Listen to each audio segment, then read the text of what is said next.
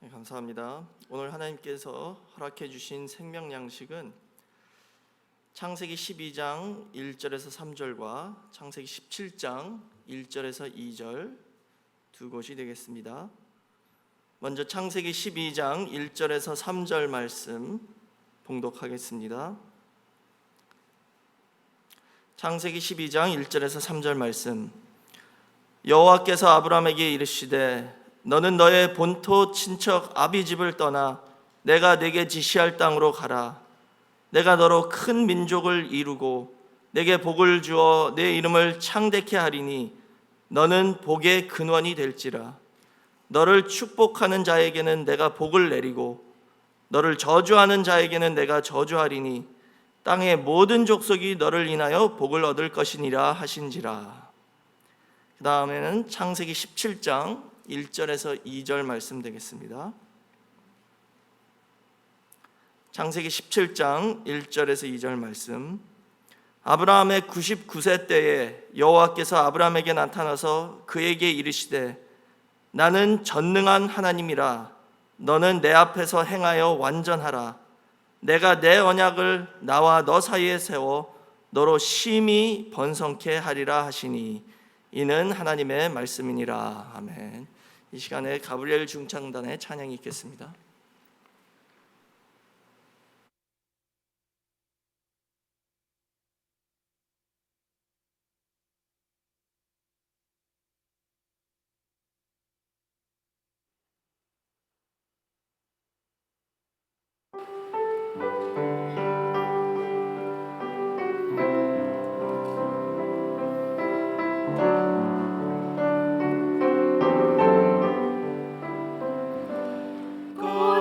꺼져가는 불꽃 하나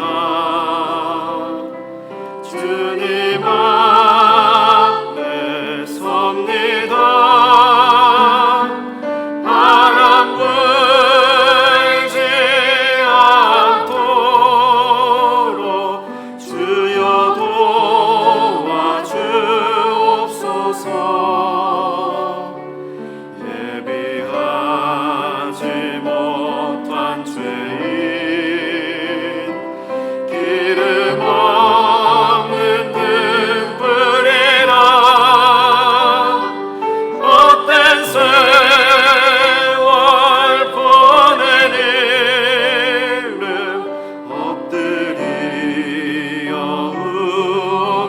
엎드리어옵니다. 세상 북이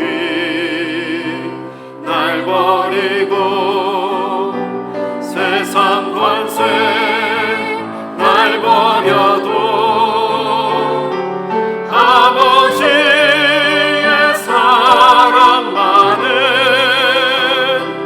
영원토록 함께하소서. 어두운 세상 불 밝히는 작은 불꽃 하나로 남아 태우고 또 태워서 정지기가 되게 하소서. 슬픈 근심 가득 찰 때 하늘나라 소망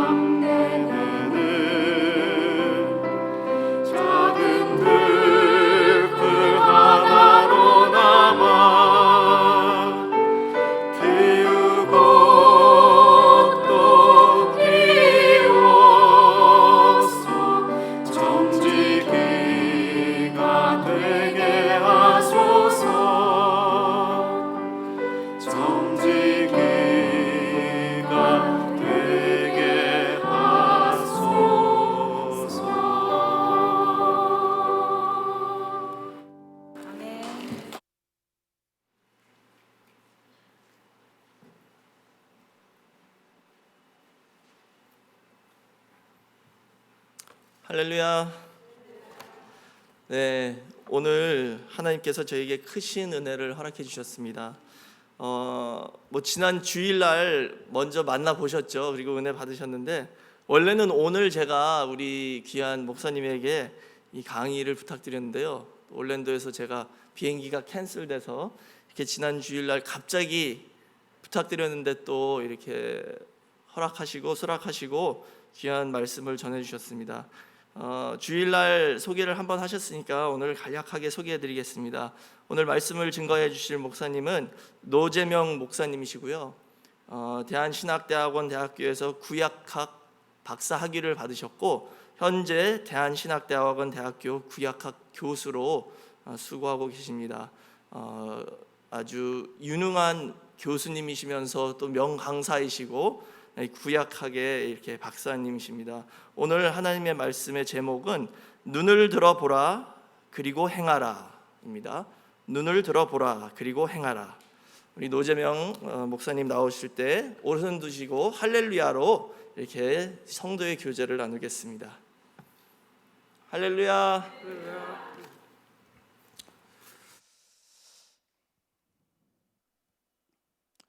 예, 감사합니다. 예. 오늘은 여러분이 쓰시려고 이제 많이 노력하고 계시는데 오늘은 그냥 앞에 집중해서 보셔도 괜찮습니다.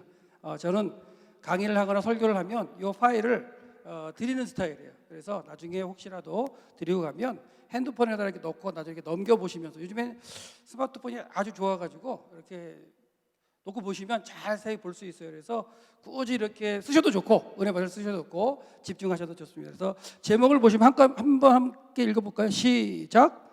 눈을 들어보라 그리고 행하라. 이런 제목인데요. 제가 이제 교회에 이렇게 머물면서요. 여러분의 교회 설립자이신 박아브라함 목사님의 이렇게 책들도 있는 걸 보면서 아브라함에 대해서 이렇게 많이 강조하시는구나 이런 생각을 하면서 이제 묵상을 하다가 제가 박사학위 논문이 아브라함이에요. 사실은 창세기 17장으로 썼기 때문에 오늘 한번 아브라함의 내용을 가지고 여러분들이 이제 글로 많이 배우시고 이렇게 하셨다면 오늘은 시청각은 아니네요. 보면서 청각은 좀 아니고요. 그러니까 보면서 한번 여러분이 하나님의 말씀이 지식에 머무는 것이 아니라 나의 삶 가운데 어떻게 적용해서 나올 것인가에 대해서 고민을 한번 해보시라고 지금 한번 이렇게 잡아봤어요. 그래서 여러분이 한번 이제 선택해 보셔야 되는데 이 말씀은 다 읽으셨으니까 넘어가겠습니다. 자, 여러분이 보이는 정보만 가지고 죄송합니다.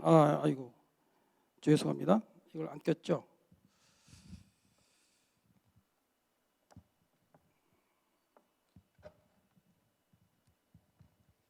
예, 제가 이걸 끼고 아까 읽으라 그랬어야 되는데, 자 이게 잡히시나요? 예, 됐죠. 예, 아까 이제 이걸 연결 안 해서 자, 여러분 직관적으로 제가 사진을 보여드리는데 여러분이 선택하시면 됩니다. 여러분에게 만약에 선택을 주셔서 살려고 한다면 1번에 사실래요? 2번에 사실래요? 그냥 직관적으로 보세요. 보이시죠? 예. 1번에 사실래요? 2번에 사실래요? 대답해 보세요. 그냥 속으로라도. 반응이 없으세요? 잘 안 보이세요? 예, 1번하고 2번 어디 사실래요? 2번. 누가 이렇게 마이크로 크게 대답하셨는데 정답을 말씀하셨어요. 예. 대부분 다 2번을 택하실 거예요. 하나 사진 더 보여드릴게요. 1번에 사실래요? 2번에 사실래요? 고민되세요?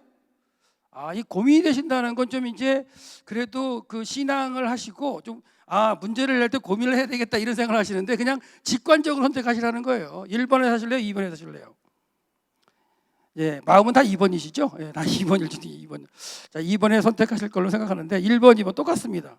왜냐하면 1번은 봐도 아무것도 없는 것 같고 산지이고 그다음에 2번은 그래도 저 밑에 초록색 있는 것 같고 그렇잖아요. 저 2번 땅이 여리고 평지 요단강 계곡지대고요. 1번 땅은 유대 산지 광야가 시작되는 땅이에요. 그래서 1번을 택하기보다는 대부분 제가 강의하거나 볼 때 택하라고 하면 다 2번을 택합니다. 근데 2번을 택하고 후회하죠. 왜 후회하느냐? 2번 땅이 롯이 택한 땅입니다. 그러면 이제 후회를 해요. 롯이 택한 땅이 2번 땅이에요. 여러분 이제 롯이 택한 땅이 2번 땅이라고 하면 롯이 잘못 택해 내려간 건 다 아시잖아요. 성경에 웬만하면. 그리고 아브라함은 그냥 산지에 남죠.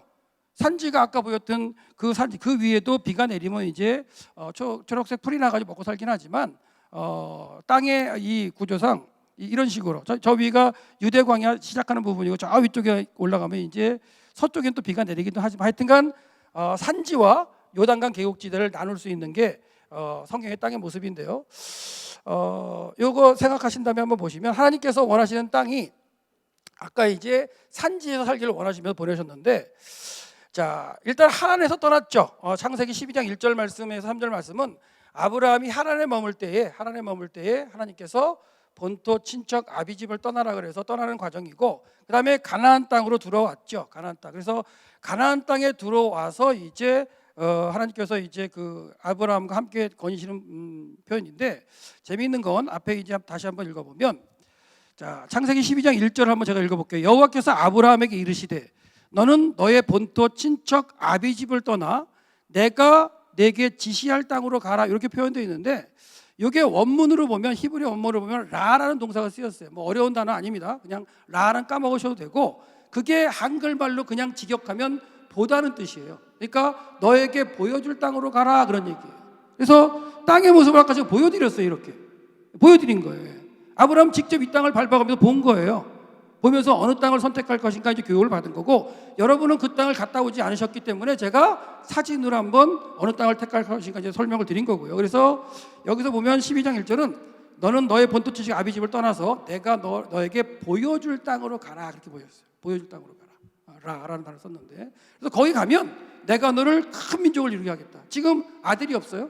자손도 없는데 그리고 이 떳떳할 때가 75세였어요.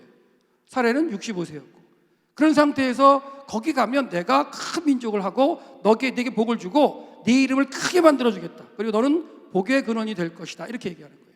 그리고 그 다음 구절이 참 재미있어요. 너를 축복하는 자에는 내가 복을 내리고 너를 저주하는 자에는 내가 저주하리니 땅의 모든 족속이 너로 인하여 복을 얻을 것이야. 이렇게 나와 있는데 재미있는 거는 축복하는 자에 내가 복을 주겠지만 너를 저주하는 사람을 내가 저주하리라 이렇게 우리말 성경에 이렇게 번역이 됐는데 이 저주하는 단어가 달라요. 히브리어로 보면 우리말 성경에 같이 번역되어 있지만 앞에 거는 칼날이라는 단어를 써있고요 뒤에는 아라르라는 단어가 써있는데 차이가 뭐냐 칼날이라는 단어는 그냥 하찮게 여기다 시시하게 여기다 이런 뜻이에요. 근데 이 아라르라는 단어는 뭐냐면 신적인 저주로 하겠다는 그런 강력한 뜻이에요. 그 당시에는 신 중심으로 살았기 때문에 신을 되게 두려워했거든요. 그러니까 아브라함을 보내시면서 뭐냐면 내가 너와 함께하고 널 크게 만들 건데 너를 축복하면 그 사람에게 복을 주겠지만 너를 그냥 시시껍질하게 보면은 내가 그 사람 뭐예요? 신적인 저주로 그냥 저주해 버릴 거야. 이런 하나님이 우리 하나님이에요. 너 건드리면 너 시시껍질하게 보면 내가 걔 그냥 아예 박살을 내버릴 거야. 이런 의미예요. 그러니까 이런 하나님이 내 뒤에 계신다는 게 든든해야 안 든든해요? 든든해야 되는데 답은 든든해야 되는데 그렇지 않게 살죠. 근데 아브라함도 마찬가지였어요. 사실. 아브라함이요 처음부터 큰 믿음 가지고 떠난 게 아니에요. 잘 생각해. 아브라함도 우리와 똑같은 성정을 가진 사람이에요. 똑같은. 언제까지?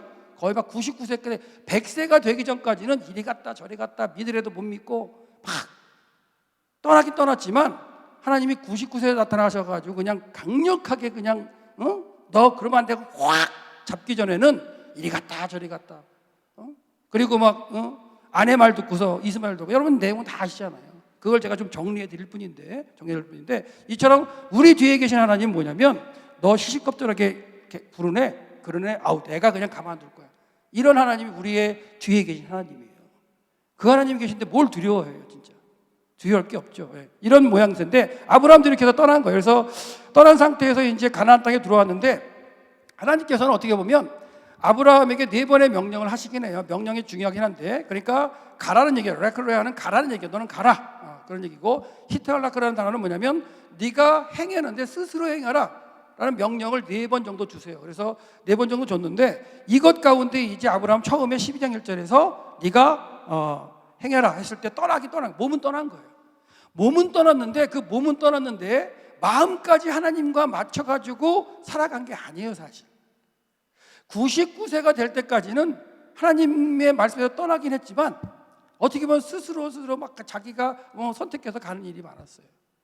근데 99세 때 나타나셔가지고 창세기 17장 1절이죠. 오늘 읽은 거. 99세 때 나타나가지고 나는 엘샤다이다. 엘샤다이가 뭐냐면 나는 전능한 하나님이다. 전능하다는 게 뭐냐면 모든 걸 할 수 있는 신이다, 그런 얘기예요. 그 당시의 신들은 주특기가 있었어요. 애굽에도 주신이 80가지가 신이 있었거든요.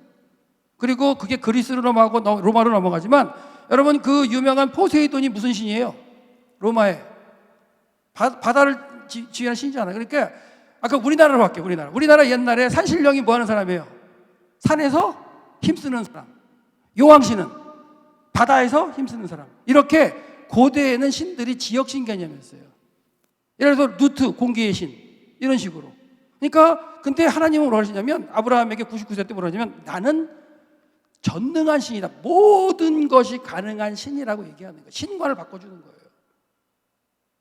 그러면서 강력하게 푸시하면서 이름을 바꿔주세요. 이름을. 창세기 17장 5절에서 하나님 뭐라고 하시냐면 너는 이제부터 아브라함이라고 하지 말라. 그리고 하지 말고 아브라함이라고 해라. 창세기 17장 5절을 중심으로 아브라함에서 아브라함으로 바뀌는 그 순간 이제 하나님은 이름을 바꿔주시고 내 뜻을 네가 행해야 돼 하고 강력하게 아브라함을 사용하시면서 영원한 언약을 주시는 게 99세예요. 그러니까 그 전까지는 헤매고 다녀요. 우리랑 똑같은 성령을 가진 사람이었어요. 근데 99세 이후에 100세 이후의 삶이 달라지는 건데요. 하여튼간 하나님은 네 번의 명령을 하셨는데 우리가 이제 그 창세기 초반에 볼 때 75세 때 아브라함이 말씀을 쫓아갔다 이렇게 이제 나오죠.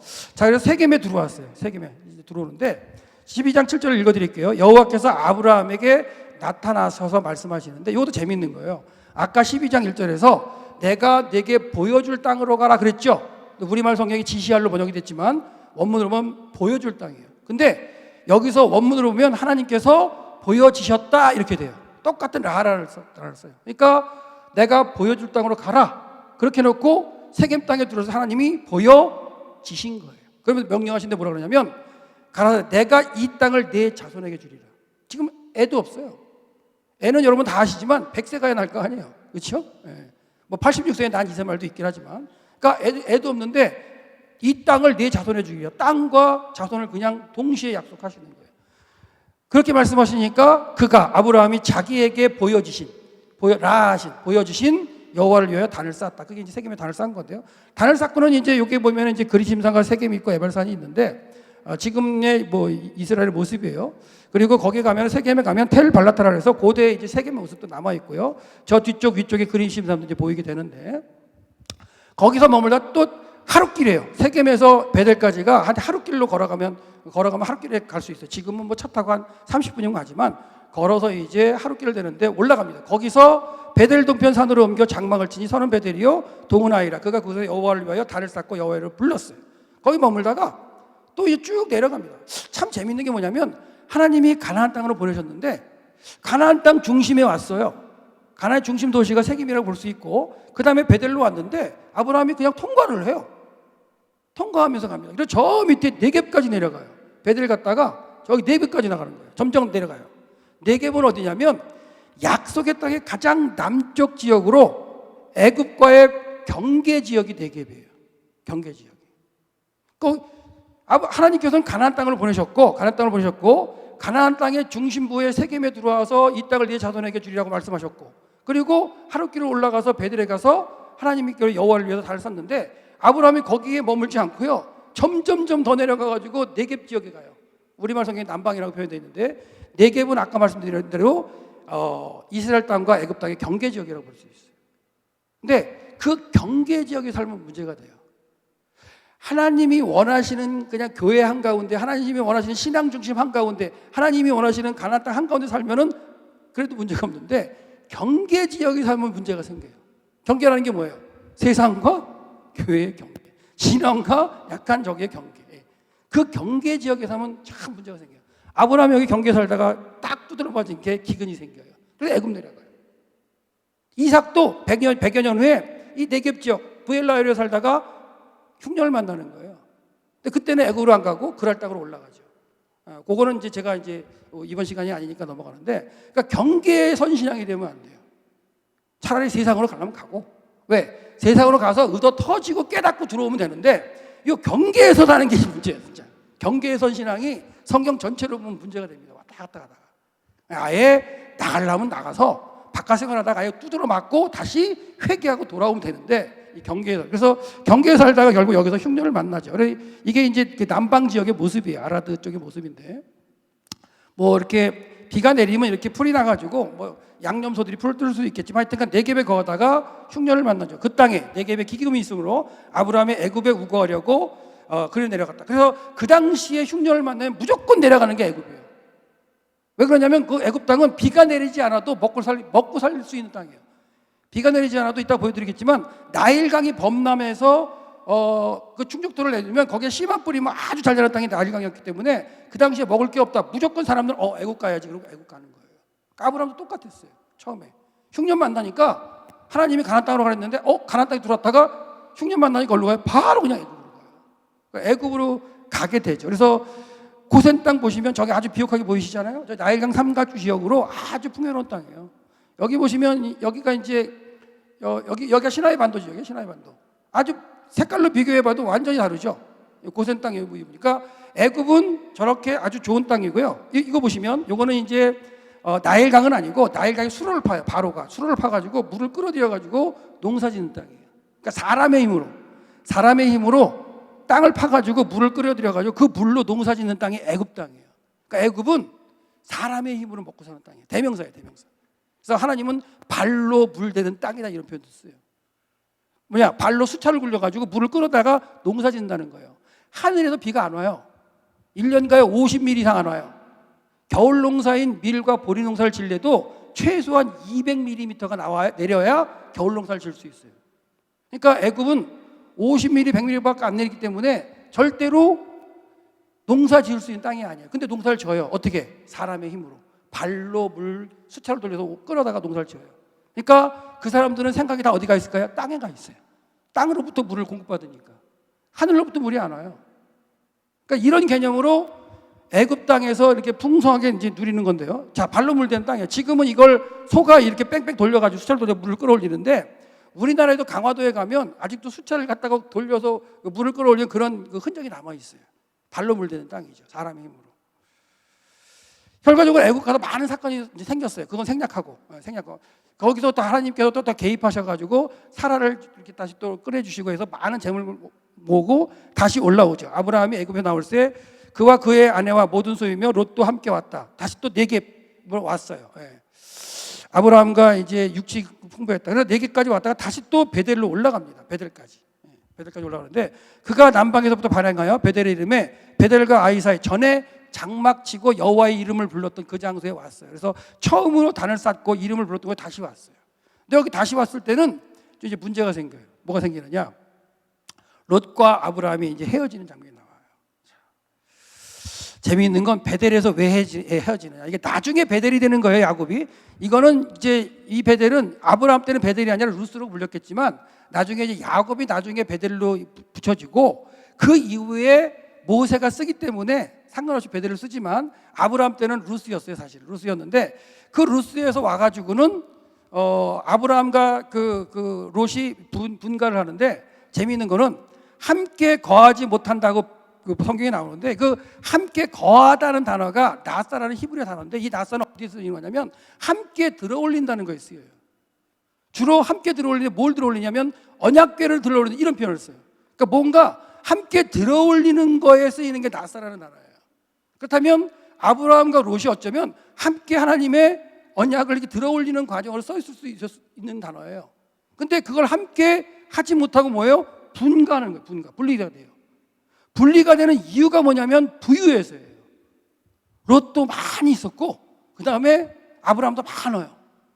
그러니까 서로가 같이 할 수가 없어가지고 분리가 돼요. 그러니까 참 아이러니하죠. 진짜로. 그래서 하나님의 뜻을 같이 이렇게 받지 못하고 서로 분리가 돼가지고 따로따로 분리가 돼서 잘 받들면 괜찮아요. 근데 여러분 다 아시다시피 롯은 자기 갈 길로 가잖아요. 문제죠. 그러니까 자기의 신앙이 완전하지 않으면 누구한테 붙어야 되냐면 신앙이 좀 좋은 사람에게 붙어서 살아야 돼요. 사실은. 그러니까 내 신앙이 좀 약하면 교회를 와야 되고 성경 말씀을 들어야 되고 그런 상황 가운데 내 신앙이 나 혼자서라도 이렇게 완전히 이렇게 생활할 수 있다. 난 어디 가서 내 신앙 가지고 살 수 있다. 복음을 전하면 살 수 있다. 말씀을 전하면 살 수 있다. 이렇게 되면 모르지만 그렇지 않을 경우에는 같이 붙어 있는 게 정상이에요. 근데 여기서도 같이 못 있고 헤어집니다. 그래서 그들이 동거함이 용납지 못하였으니 곧 그들의 소유가 많아서 동거할 수가 없었어요. 함께 들어올 수가 없어요. 어떻게 보면 뜻을 함께 들어올려야 되는데 뭔가 많아가지고 안 되는 거예요. 여러분 재미있는 게 뭐냐면요. 교회가 할 일이 적으면요, 이렇게 서로 하려고 막 이렇게 신경전을 벌여요. 근데 할 일이 많으면 이제 아무거나 막 다 하면 되잖아요. 그러니까 할 일을 많이 만드시기 바랍니다. 꼭 요것만 가지고 하려고 그러지 마시고, 저 사람이 저거 하면 난 딴 거 하면 되잖아요. 꼭 근데 같은 거 하려고 그래. 그러면 꼭 싸움 나요. 근데 그런 것처럼 함께 이제 이렇게 일을 해야 되는데 지금 둘은 이렇지 못하고 이제 분리가 되는데요.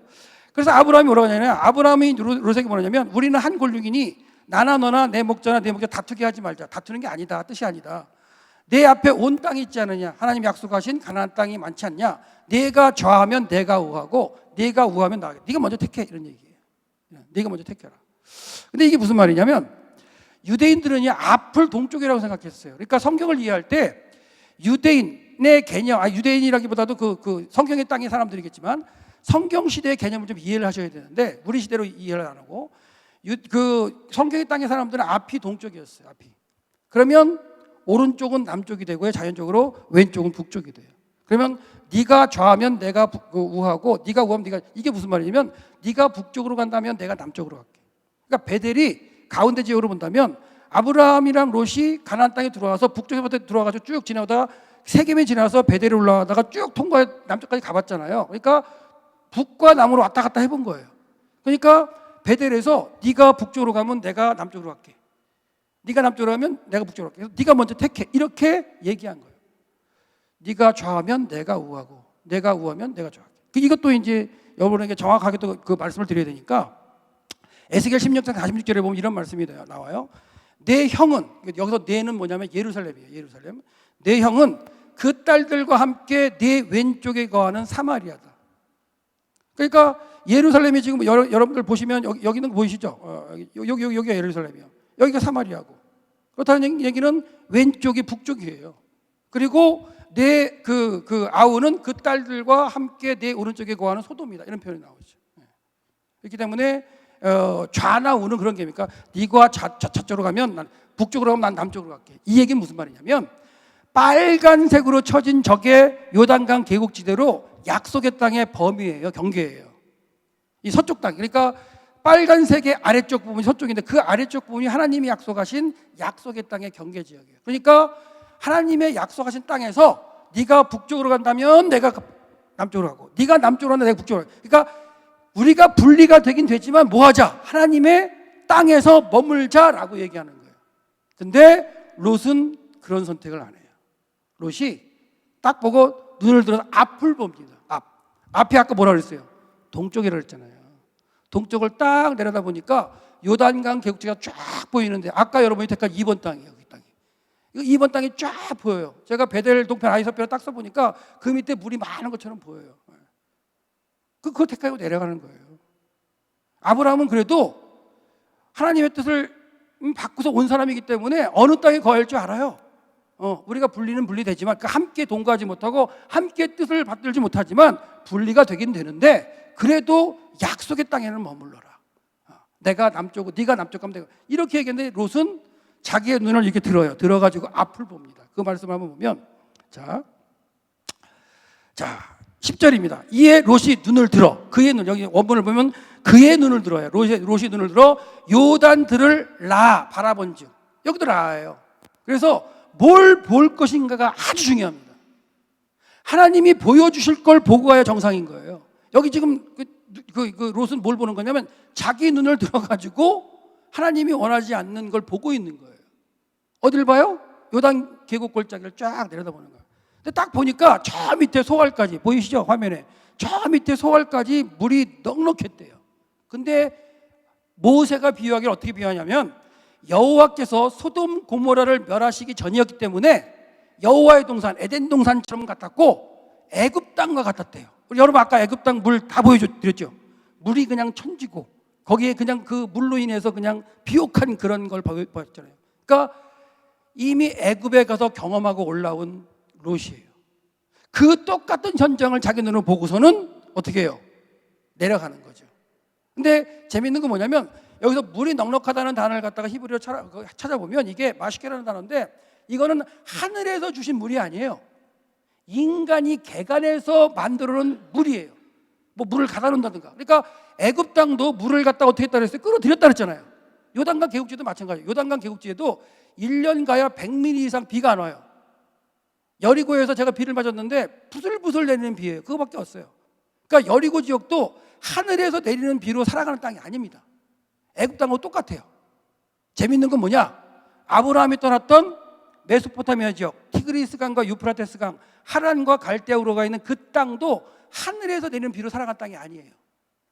땅에 있는 물을 갖다가 인간의 힘으로 사는 땅이에요. 그러니까 인간의 힘으로 사는 그 갈대우로 내지는 하란에서 하나님 뭐 하신 거예요? 야, 네 힘으로 먹고 사는 땅 말고 나를 믿고 내가 하늘에서 주는 비로 살아가는 땅으로 옮겨. 그게 하나님이 약속하신 약속의 땅에 사는 방법이에요. 근데 갈대우로 하란, 애굽, 요단강 계곡지에 다 땅에 있는 물을 인간의 힘으로 끌어다가 살아가는 땅이 똑같은 땅들이에요. 롯은 거기를 택했어요. 결과는 다 아시잖아요. 지금은 이렇게 돼 있어요. 지금 가면 저 건너편이 요르단 땅이고 이쪽 반대편이 이제 그 사진 찍은 반대편이 이스라엘 땅인데 그 가운데가 요단강 계곡지대고 이렇게 요단강이 흘러가요. 지금은 저기 요단강 지역에서 식물을 재배해가지고 뭐 채소, 과일 이런 거 다 재배. 요르단이 엄청나게 그걸 먹고 사는 땅이에요. 진짜 비옥한 땅. 지금도 비옥해요. 그렇다면 롯이 택할 때도 비옥했겠죠. 그런데 택해 내려가는 거예요. 자, 여기는 하늘에서 내리는 비로 살아간 땅이 아니에요. 인간의 힘으로 살아가는 땅이에요. 하늘을 쳐다보지 않아도 살아갈 수 있는 땅이 요단강 계곡지대예요. 얼마나 좋아요. 저쪽 건너편이 지금 숲곳이고 그다음에 야박하게 흘러나오는 그런데 그 안에 지금 파랗게 된 부분이 요단강 계곡지대의 모습이에요. 그러니까 롯은 눈을 들어가지고 그걸 갖다가 보고서 택한 거예요. 근데 인간의 힘으로 개간되어진 땅이라는 거예요. 거길 택했어요. 그리고는 내려가죠. 결과적으로 롯이 선택한 땅은 여호와의 동산 같고 애굽 땅과 같다는 표현은 뭐냐면 하늘에서 비이 내리진 않지만 그냥 인간의 힘으로 그냥 넉넉하게 먹고 살린다는 거예요. 예. 자, 아까 말씀드렸죠. 애굽이나 메소포타미아, 요단강 계곡처럼 100mm 이상 비가 내리지 않기 때문에 그 비 가지고는 겨울 농사인 밀과 보리 농사도 못 져요. 그러니까 난 상관없어. 하늘에 비가 내려도. 왜? 내가 힘으로 먹고 살 수 있는데? 내가 물 끌어올 건데? 이러고 이제 머물러 사는 게 이 세 종의 땅의 대명사인데 하나님께서는 그런 땅에서 뽑으셔가지고 내 언약을 믿고 내가 너를 통해서 이룰 그 뜻을 보고 살아가라고 약속의 땅에 집어넣으시는 거예요. 이따가 보여드리겠지만 약속의 땅에서는 하늘에서 내리는 비, 이슬로 살아가는 땅이에요. 완전히 달라요. 여러분 살 때 물이 철철 넘치게 내 옆에 있는 거 가지고 사는 게 좋으세요? 하늘에서 비가 내리는 걸로 사는 게 좋으세요? 인간적으로는 재놓고 사는 게 좋잖아요. 하늘에서 비 안 내리면 어떻게 해요? 그러니까 내 옆에 눈에 보이는 것처럼 있는 게 좋지. 근데 믿음의 세계는 그게 아니라는 거예요. 내가 적당한 때에 적절하게 너에게 비를 줄 테니까 나만 믿고 살아. 이게 하나님의 명령이에요.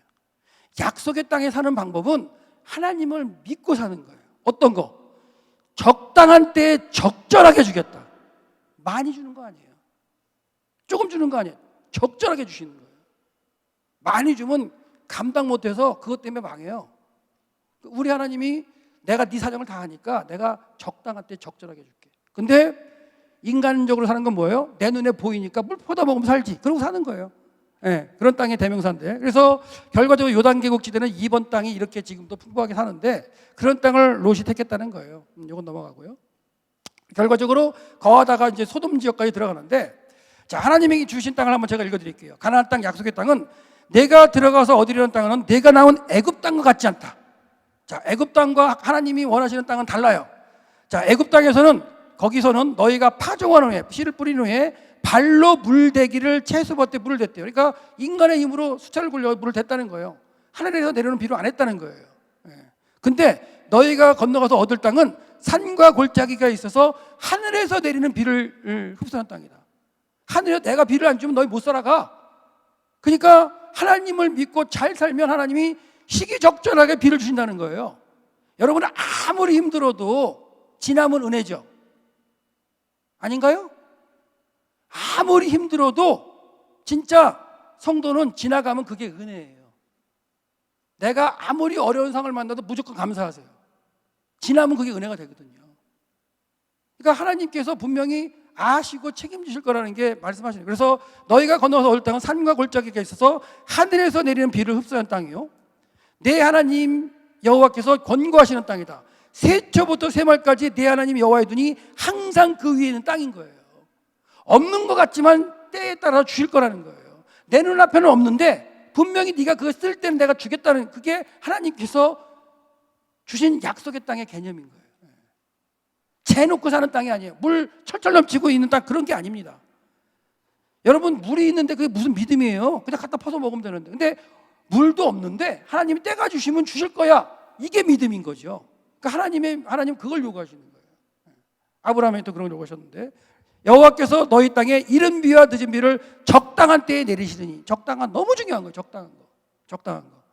너희가 곡식과 포도주와 기름을 얻을 것이요, 또 너희 마음으로 우리에게 이른 비와 늦은 비를, 이건 아니죠. 신명에 이렇게 말씀하셨는데, 그렇게 이스라엘 백성을 갖다 교육하시고 하늘에서 주는 비를 살아가라, 내가 너희 하나님이다, 나만 믿고 살아라, 이렇게 했는데 결과적으로 남유다가 망할 때 예레미야 선지자가 뭐라 그러냐면 이렇게 얘기하는 거예요. 뭐라고 얘기하냐면, 너희들이 너희 마음으로 우리에게 이른 비와 늦은 비를 때를 따라 주시며 우리를 위하여 추수하는 기간을 정하시는 우리 하나님 여호와를 경외하지도 말자, 이렇게 얘기한다는 거예요. 그래서 망한 거예요, 남유다가. 그러니까 하나님은 때를 따라 주셨는데 그걸 주신다는 걸 아는데, 야, 하나님 경외하지 말고 우리 다른 신성, 이래서 결과적으로 망하는 거예요. 그러니까 그 땅은 때를 따라 주시는 은혜로 살아가는 땅입니다. 성도는 똑같아요. 하나님이 주시는 은혜로 살아가야 정상인 거예요. 엄하게 로또 맞아가지고 돈 많이 버는 거, 그건 축복이 아니에요, 어떻게 보면. 그러니까 하나님께서 진짜 그게 주셔서 주실 때가 주셨으면 모르겠지만 하나님은 로또로 주시지는 않을 것 같아요. 다른 방법으로 주시지. 그러니까 하나님께서 원하시는 땅의 모습이에요. 이른 비와 늦은 비, 적당한 때 적절하게 주겠다. 믿고 살아가. 지금 없는 것 같지? 이때니까. 싸놓고 사는 거 아니지만 너희 분명히 필요할 때 줄게. 이게 하나님의 방법인데. 그래서 이게 사진을 보시면 위에 거는 건기예요, 건기. 이스라엘 때의 건기인데 여기에 하나님이 때를 따라 이른 비를 딱 주시면 밑에처럼 변해요. 밑에처럼 변했다가 동풍이 2, 3일을 싹 불면 또 위처럼 변해요. 그러니까 아주 그냥 오묘한 땅에 하나님께서 그 땅에서 충분히 살아가게끔 하시는 거예요. 때를 따라 돕는 은혜로. 건기 때는 저 위처럼 보이지만 하나님 비를 주시면 저기 드레핀 백합화, 중간에 뿔긋뿔긋한 게 그 드레핀 백합화예요. 그 얘기는 제가 못 해드리지만 결국 롯은 어떻게 택했느냐? 롯은 택해가지고 내려간 결과예요. 결과 여러분 18장 19장 읽어보면 아시겠지만 에스겔에 보면 그 결론이 나오는데, 주 여호와의 말씀이라 내가 나의 삶을 두고 맹세하노니 내 아우 소돔은 곧 그와 그의 딸, 그러니까 이거 딸들이라는 게 뭐냐면 소돔이 제일 큰 성읍이었어요. 제일 큰 성읍이었고 제일 큰 성읍 주변에 있는 작은 성읍들을 딸 성읍이라고 했었어요. 그러니까 소돔과 그의 딸, 그러면 고모라, 아드마, 스보임, 소알까지가 그냥 작은 성읍이었던 거예요. 제일 큰 성읍이 소돔이었고, 소돔은 너와 내 딸들, 너는 예루살렘이고 예루살렘과 딸들의 행위 같지 아니했다는 거예요. 자, 내 아우 소돔의 죄악이 이러하니 그와 그의 딸들에게, 그 딸 성읍, 소돔과 주변의 5성읍을 말하는 거죠. 5성읍에게 교만함이 있었대요. 그리고 음식물에 풍족함이 있었답니다. 그리고 태평함이 있었대요. 그래서 가난하고 궁핍한 자를 도와주지 않았다는 거예요. 자, 여러분 보세요. 하나님이 주셨다고 생각하면 도와줄 수 있었을 거예요. 근데 내 힘으로 벌었는데? 내 건데? 이러다 보면 하나님이 원하시는 고아와 가부, 가난한 자 돌볼 생각을 안 하겠죠. 이게 소돔, 고모라, 아드바, 스보임까지가 다 멸망당하는 이유예요. 이유. 에스겔에 나오는. 거만하여 가증한 일을 내 앞에서 행하였음이라. 그러므로 내가 보고 그들을 어떻게 했다? 없애버렸다. 여기도 보고 라가 나오긴 하는데요. 결국 롯은 그렇게 소돔 지대에 들어가서 이제 무너지는데, 롯이 떠난 다음에 하나님은 이제 말씀하시는 거예요. 롯이 떠난 다음에 잘 들으셔야 돼요. 롯과 이제 같이 살 때는 아니었고, 롯이 떠난 다음에 하나님이 창세기 13장 14절에 롯이 아브라함을 떠난 후에 여호와께서 아브라함에게 이르시되 너는 눈을 들어라. 똑같아요. 롯도 자기 눈을 들어서 봤죠. 네, 봤어요. 근데 아브라함에게 하나님이 말씀하시게요. 너 눈을 들어. 그리고 뭐라 그래요? 너 있는 곳에서 동서남북을 바라보라. 라라고 해라. 그래서 아브라함은 하나님이 정하신 동서남북 사방을 보는 거예요. 그래도 그렇게 보고 가도 계속 무너지는 삶을 살았어요. 99세 때까지, 100세가 되기까지는. 그래도 그나마 하나님이 보여주신 땅을 보고 가려고 가는 거예요. 24년 동안. 그래서 롯은 자기의 눈을 들어 자기가 원하는 땅을 보고 갔지만 아브라함은 하나님이 보여주시는 땅을 보면서 간 거예요. 여러분과 저도 하나님이 보여주신 땅을 보고 가는 줄 믿습니다.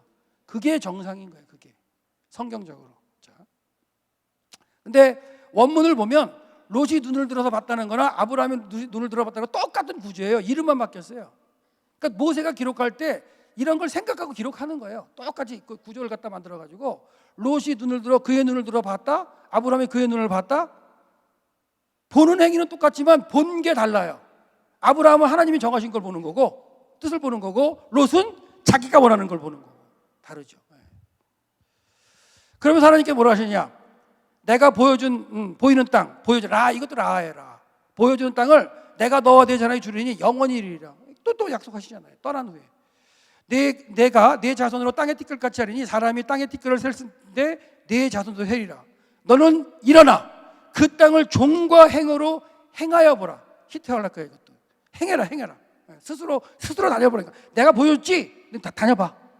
밟는 모든 땅을 내가 줄게. 이런 말씀을 하시는 거예요.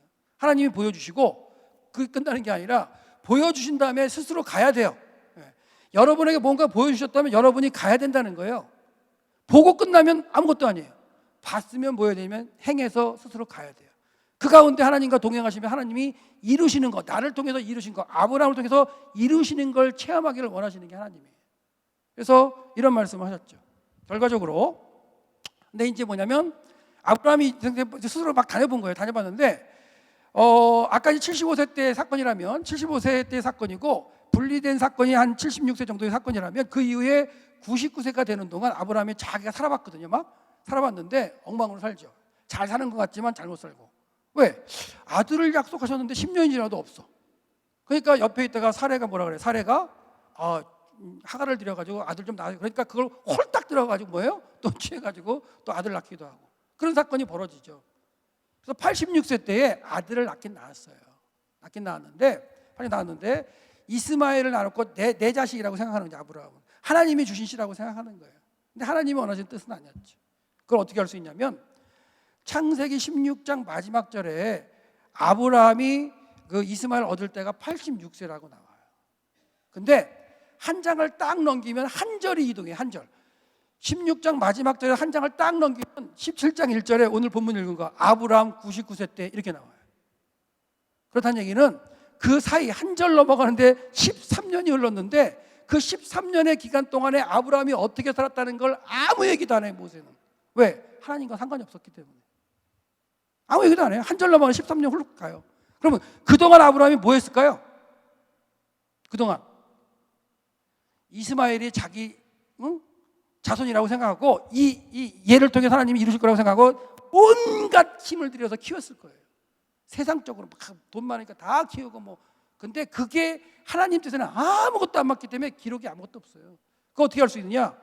99세 때 나타나신 하나님께서 뭐라 하냐면 99세 때 하나님께서 다시 나타나셔가지고 우리 오늘 본문 읽은 건데요. 너는 행하라. 그리고 행하라고 하면서 너는 내가 말한 대로 완전해져라는 표현을 해요. 너는 스스로 행해서 그리고 완전한 사람이 되라. 내가 명령한 모든 걸 네 삶 가운데 완전하게 이루어 라고 선포하시는 게 17장 1절이고요. 그 다음에 17장 5절에 가면 하나님 이름을 바꿔주세요. 아브라함에서 아브라함으로. 근데 고대의 이름을 바꿔준다는 게 아주 중요한 의미가 있어요. 이름을 바꾸어주는 사람의 그 권위에 순종해서 그 삶을 살아나가겠습니다 하고 다짐하는 게 이름을 바꿔주는 거예요. 그래서 아담이 이름 짓죠. 이름 짓는 건 뭐냐? 아담이 그만큼 권리 권한이 있어서 이름을 그대로 져주는 거예요. 자, 요셉을 애굽에 갔더니 바로가 이름 바꿔줬죠. 사브나빠네아라고. 무슨 말이냐? 너는 내 권위 밑에서 이제 내 모든 걸 네가 주행하는데 내 말 듣고 잘 하는 거야. 이름을 바꿔주잖아요. 다니엘과 세 친구 다 이름 바꿔주죠. 그건 뭐냐면 바벨론 왕이라고. 그러니까 여기서도 아브라함이 이름을, 하나님께서 아브라함을 아브라함으로 바꿔주시는 건 뭐냐면 이제부터 너는 뭐 해라. 내 권위 아래서 내가 시키는 모든 걸 네 삶 가운데 행해서 이루라는 얘기예요. 그 이름이 바꿔지기 전과 후는 삶이 달라지는 거예요. 그래서 아브라함이 그 이후에 이제 좀 더 다른 형태로의 삶을 살게 되죠. 그래서 17장 1절의 명령에 다시 하나님께서 행해라 라고 말씀하시고 너는 완전하라라고 이게 덧붙여진다는 말씀을 드린 거예요. 그래서 두 개의 명령이 있었고, 그러면서 뭐냐? 나는 전능하다 말씀하시는 거예요. 난 전능하다. 난 전능하다. 내 앞에서 행해서 완전해져라. 이런 말씀을 하시죠. 그리고는 언약을 주시세요. 언약. 내 언약이 너에게 있다. 내 언약. 그러니까 이 내 언약은 뭐냐면 하나님의 언약이에요. 베리티라고 해서 내 언약이 너에게 있고 내 언약이 너한테 있고 너의 자손에게 있는데 이것을 영원히 너의 자손을 통해 이루기 위해서 내가 영원한 언약으로 증거를 주기 위해서 할례를 행해라. 그래서 할례를 주시는 게 이때라는 거예요. 이름을 이제 바꿔신 다음에 그게 이제 이루어지게 만드시는 거죠. 그래서 아브라함의 삶을 보면 99세 때 이름을 바꿔주시는 그 시점을 봐가지고 앞의 상황과 뒤의 상황은 달라져요, 사실. 그러니까 여러분도 마찬가지예요. 하나님을 믿고 들어와 열심히 신앙생활을 하면서 하나님 만나고 있지만 하나님이 나를 뭔가 바꿔주시지 않으면 그 삶은 형태, 신앙의 형태는 똑같아요. 근데 뭔가 깨우친 다음에 내가 세상의 이름의 신앙이 아니라 성도라는 이름으로 바뀌어서 산다면 또 다른 삶을 살겠죠. 하나님이 원하시는 삶을 살 거예요. 이게 아브라함의 모습인데요. 그래서 아까 얘기했지만 앞의 삶은 13년 동안 언급이 없다. 그 다음에 뒤의 사건도 이제 100세의 아브라함이 이제 아들을 얻은 다음에 한 30여 년 동안 또 그 삶이 안 나타나요. 근데 그 삶은 아마 열심히 살았기 때문에 안 살을지도 몰라요. 앞에는 잘못 살아서 안 살고. 그래서 잘 살았기 때문에 하나님이 22장에서 뭐예요? 다시 나타나셔가지고 마지막으로 테스트 하시는 거예요. 너 바쳐.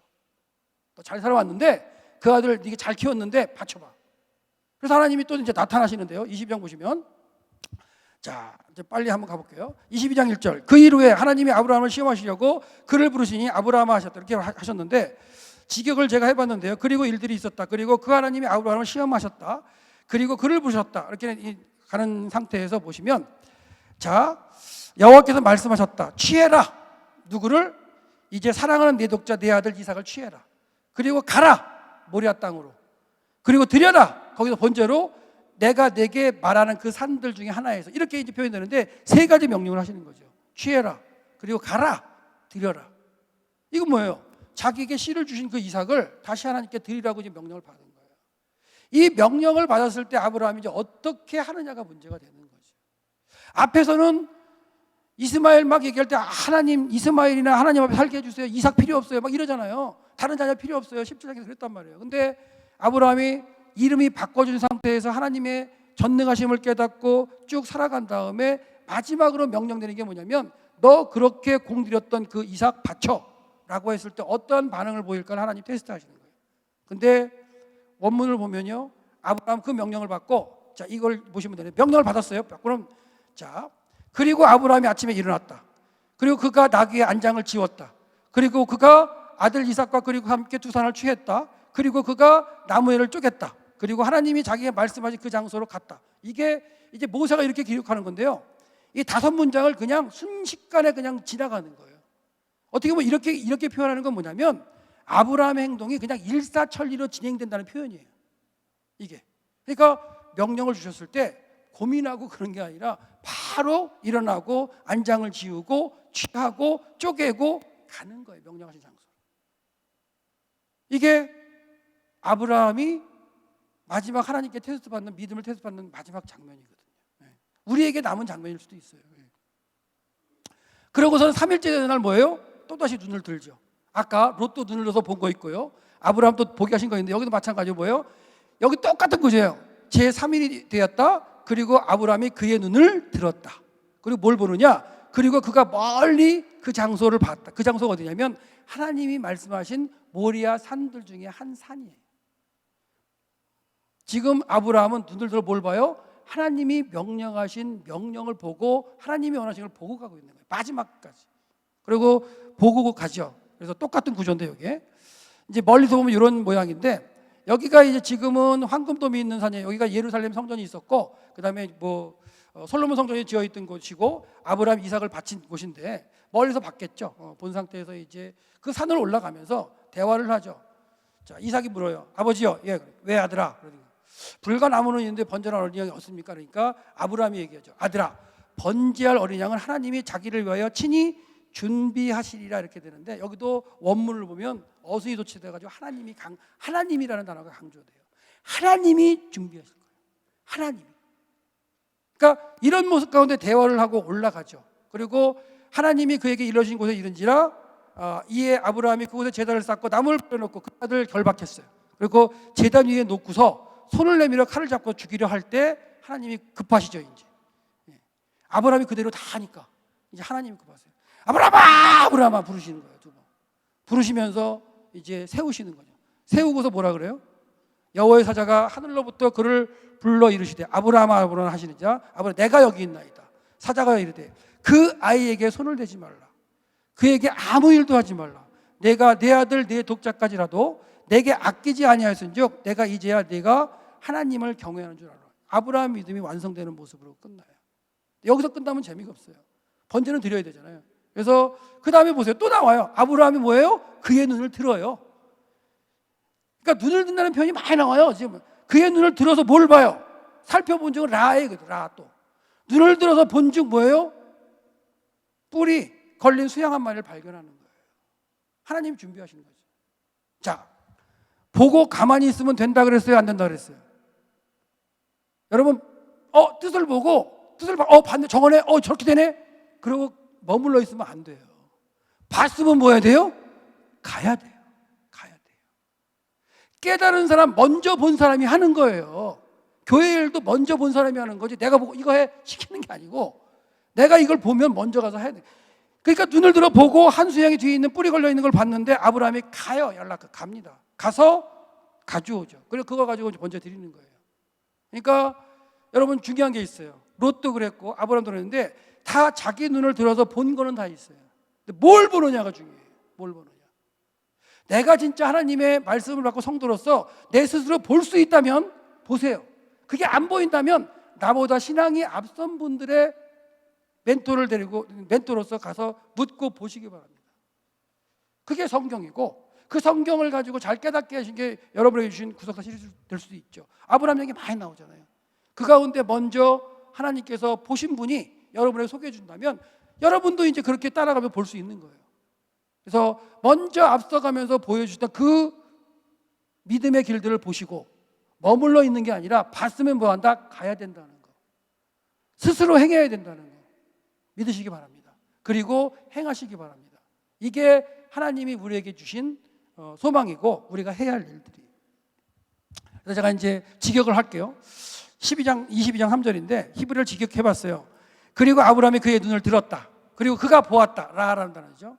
그리고 이제 명사문장인데 보라 그 숯불에 걸려진 순양이 하나 뒤에 있어요. 상황을 설명하고 있어요. 그러고선 그가 간 거예요. 그 취했어요. 그리고 드렸어요. 아까 얘기했죠.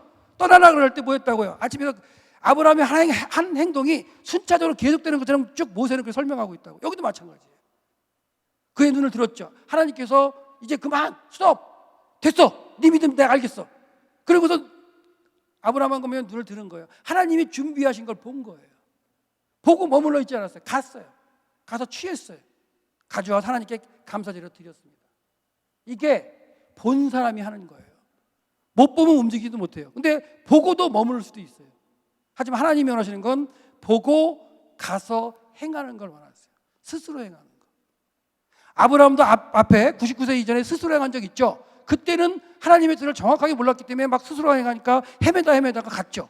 근데 하나님의 뜻을 정확히 알고서 스스로 행할 때는 정확한 행보로 행한 거예요.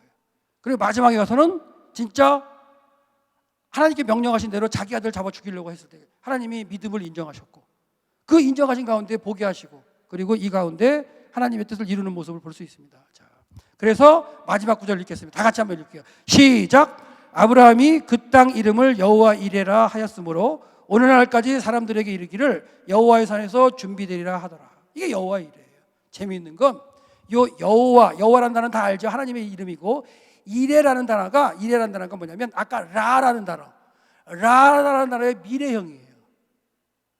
보다는 단어의 미래. 그러니까 뭘 보고 쫓아가느냐를 갖다가 딱 해서 아브라함이 이뤘을 때 아브라함이 그 이룬 그 행위를 가지고 하나님 저 멀리서 뭔가를 이루시겠다는 거예요. 아브라함이 이삭으로 번제를 바쳤던 그 장소가 솔로몬이 성전을 만들어서 지성소도 자리가 돼요. 지성소 자리고 그 바위 위에 하나님의 언약의 말씀이 담겨있는 언약궤가 위치하게 돼요. 그러니까 하나님의 뜻이 거기서 이루어지는 걸 이미 미래에 이루어질 걸 지금 보여주고 계시는 거예요.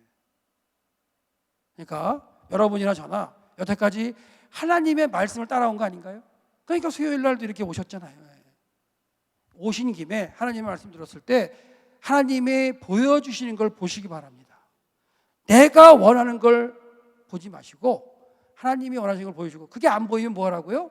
목사님이 말씀을 잘 보시고 기도하시고 성경 보시고, 안 되면 또 책 읽으시고 그런 것도 보여주면 뭐예요? 보면 그냥 보고 깨닫고 머물러 있는 게 아니라 가셔야 된다는 거. 가셔서 하나님이 원하시는 것에 순종해서 이루시는 여러분 되시기를 바랍니다. 이게 모리아 산이었고요. 이게 지금도 가면은 있는 모리아 그 아라우나 타작마당에 그 번제 그 이삭을 바쳤던 장소예요. 여기에 솔로몬 시대에는 언약궤가 올라가 있어요. 지금은 이제 황금돔이 있고 모슬렘이 차지하고 있지만 역사적인 장소죠. 자, 여호와의 이래. 자, 마지막 결론 내립니다. 하나님이 이미 준비하신 문제를 해결해 주십니다. 하나님께서. 근데 우리는 하나님이 준비하셔서 이미 일하고 계시는데 우리는 그걸 깨닫지 못하고 계속 힘들어해요. 그런 장면이 있는데 한 번만 생각해 보세요. 자, 출애굽 때에 앞이 홍해가 막혀 있어요. 그리고 모세가 바다에 손을 내밀었어요. 하나님께서 동풍을 불어가지고 밤새도 물을 물러가시게 해요. 근데 재밌는 게 뭐냐면 요게 출애굽 경로라고 한다면 여기서 이루어지는 거예요. 그리고 바람이 이쪽에 동풍이 이쪽에서 불어요. 그러니까 동풍에서 불면서 동쪽에서부터 바다가 갈라지는 거예요. 이스라엘 백성 어디 있어요? 서쪽에 있죠. 서쪽에. 그러니까 서쪽에서 바라보면 바다가 갈라져야 갈라졌거나 보이는 거예요. 근데 하나님은 뭐하고 계세요? 이미 일하고 계시는 거예요. 문제의 길에서 저 건너편 이미 일하고 계시는데 우리는 그걸 못 봐요, 인간이라. 근데 하나님은 이미 해결하고 계세요. 여러분은 이 믿음을 가지시기 바랍니다. 이미 건너편에서 해결하고 계시는 하나님을 믿어야 내 마음이 편하죠. 막 안절부절 못하고 내 눈앞에 아직도 막혀있는데 야, 좀 믿어. 그래, 아직도 막혀있잖아.